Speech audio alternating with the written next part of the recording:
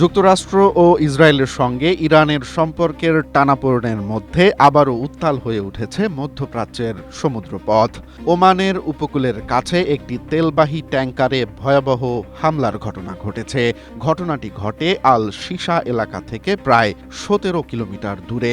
যুক্তরাজ্যের সামুদ্রিক বাণিজ্য সংস্থা ইউকেএমটিও জানায়, মঙ্গলবার ভোরের দিকে একটি শক্তিশালী ক্ষেপণাস্ত্র বা প্রজেক্টাইল আঘাত হানে ট্যাঙ্কারটিতে। এতে সঙ্গে সঙ্গেই বিকল হয়ে যায় জাহাজটির পুরো ইঞ্জিন রুম।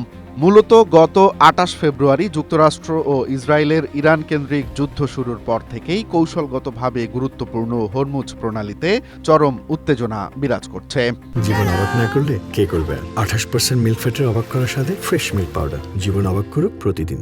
নিরাপত্তার স্বার্থে ইরান এই গুরুত্বপূর্ণ পথটিতে জাহাজ চলাচল কার্যত বন্ধ ঘোষণা করেছে।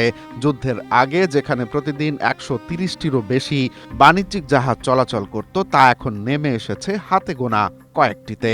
ইতোমধ্যে ফুজাইরাহ উপকূল সহ আশপাশের অঞ্চলে একাধিক জাহাজে হামলার তথ্য নথিভুক্ত করেছে ইউকেএমটিও।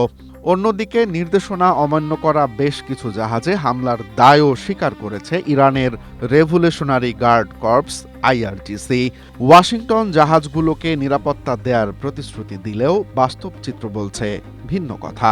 হরমুজ প্রণালী ও ওমান সাগরে বাণিজ্যিক জাহাজ চলাচল স্বাভাবিক করতে আমেরিকানদের জোর প্রচেষ্টা শেষ পর্যন্ত ব্যর্থ হওয়ার পথেই হাঁটছে বলে মনে করছেন বিশ্লেষকরা।